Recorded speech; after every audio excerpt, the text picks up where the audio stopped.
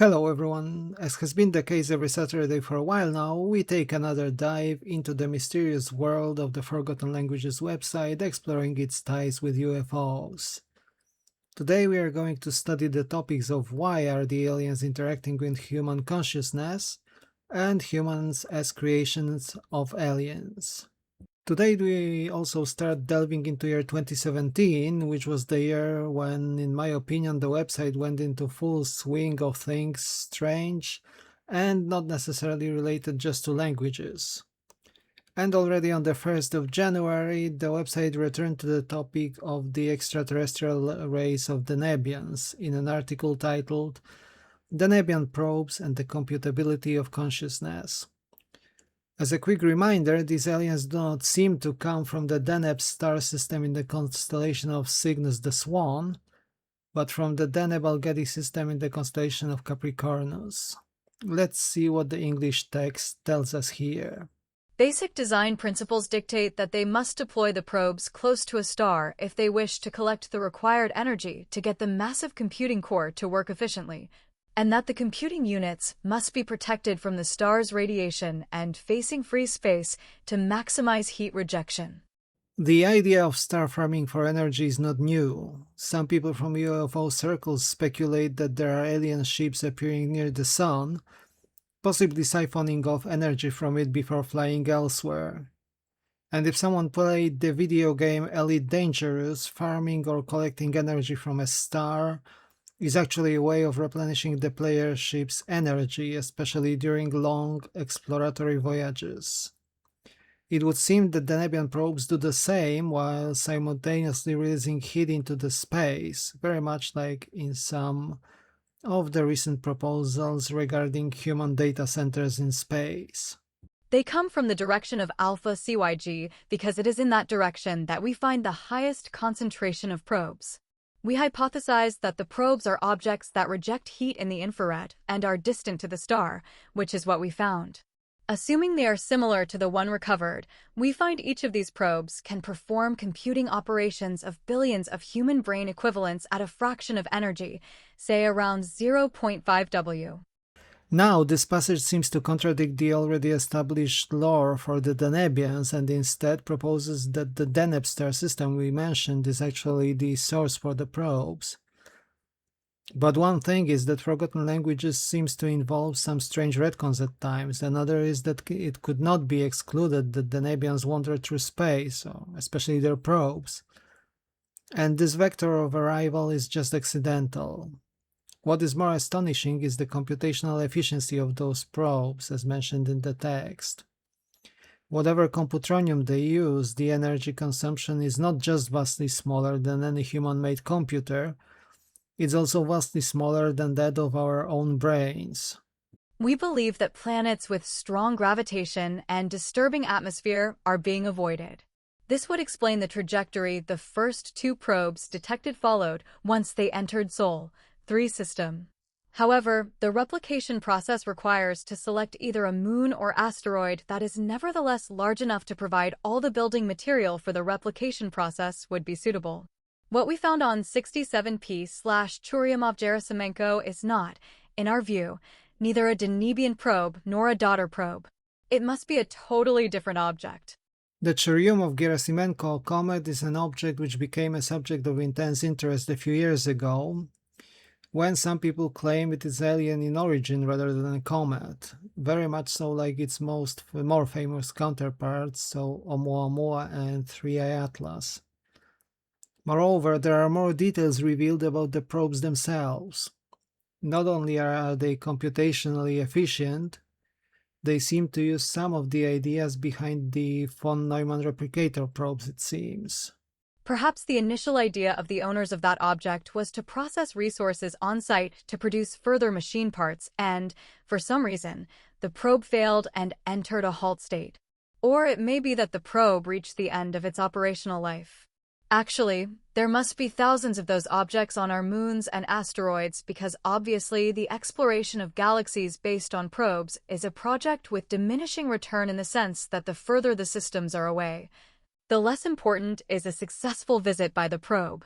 Clearly, The number of scientific discoveries decreases with the number of investigated stellar systems, and, on the other hand, the further the distance the probe travels, the longest the time needed to receive data collected. We are confident Quawar will give us the answers we are looking for. The last sentence, which stands alone and seems to be thrown into the text completely off the cuff, baffled me completely, I admit. Quaoar is a dwarf planet, one of the objects belonging to the same class as the now demoted Pluto, Eris, and other large Kuiper Belt objects, discovered in particular during the spree of their discovery in the first half of 2000s. Why Quaoar in particular, I have no idea. It does not really stand out with any particular characteristic compared to its fellow dwarf planets. Like many of them, it has a moon, but that's pretty much it.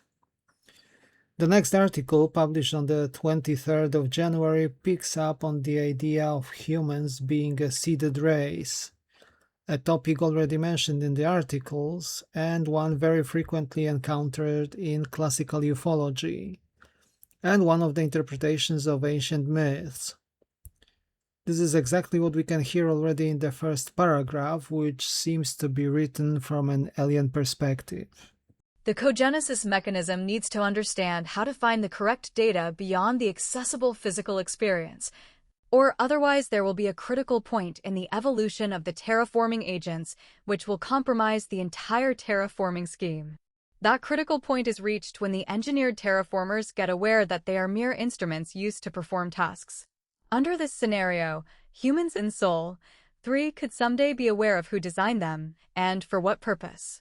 We assume being suddenly aware that one is just a mere instrument of a higher civilization could certainly cause a systemic failure of the entire terraforming scheme, and that's why the essential data is placed outside the human accessible physical experience. Well, could it be that we were designed for making Earth fully habitable? And come to think about it, that thought leads to much darker conclusions. One could ask, if we have fulfilled the task, which one could say we did, why would not the aliens eliminate us? Perhaps they do not even need to do so. Between climate changes and dangers posed by our own technology, just to name the rise of the artificial intelligence, we could very well be close to the extinction point for our own species. Hopefully not, of course, but it's also relatively easy to imagine such a scenario in line with the hints in the text. In the Gieselian cogenesis scheme, essential data is stored there where you can physically access it yet you cannot experience it, the hidden dimensions of space-time. The Giselians would be our creators, possibly. I may stretch it here, I know, but the earlier texts we examined relate them as the beings behind the famous Varginha case from Brazil in 1996. And there are claims that one of the captured beings communicated telepathically with one of the medical staff trying to provide care to it, saying something along the lines of us humans being unaware of our true potential. The text we have just heard may not go that far, but the image posted soon after that paragraph, which we can see now on the screen, possibly hints at this situation being the case. The execution area is a planetary structure managed by terraformers, say Sol 3. To control the cogenesis scheme, you need to be able to also implement a regression system and produce actionable data for further actions to be performed.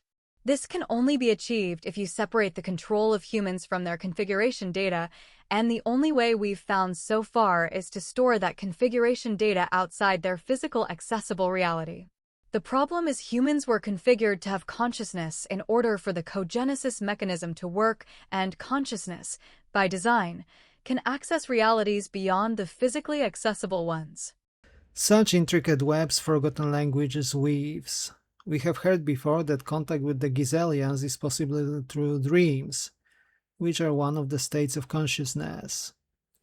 If we add strange states achieved through meditation and other practices like out-of-the-body experiences, the text would align with what many modern mystics claim to be the case, that consciousness is the actual interface we could use just to interact with reality, often in ways which contradict our current scientific knowledge.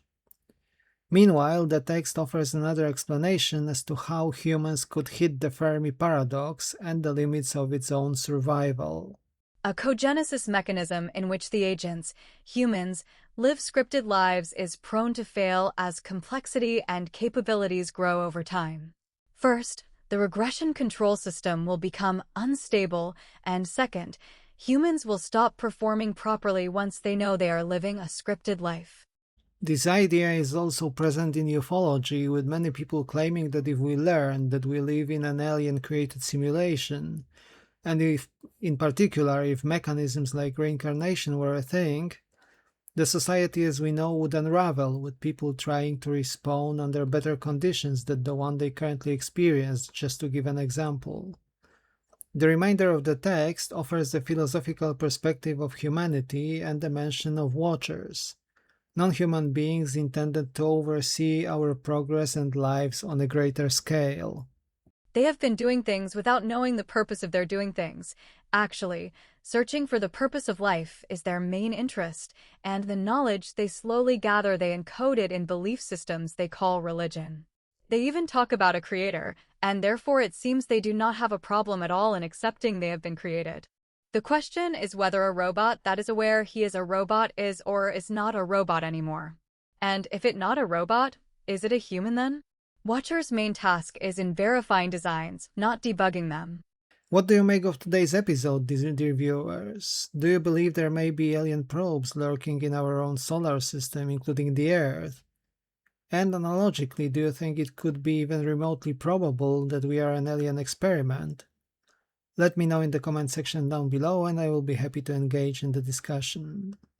Follow me onwards as we are going to continue our journey into this strange, almost magical world of this very unusual website, and as we are trying to find its ties to ufology and the UFO phenomenon and alien beings. Thank you for watching, it means the world to me. If you can, I would really appreciate if you liked the video, subscribe to the channel and share the content, so more of us can marvel about the mysteries of the universe. See you in another video very soon. Take care.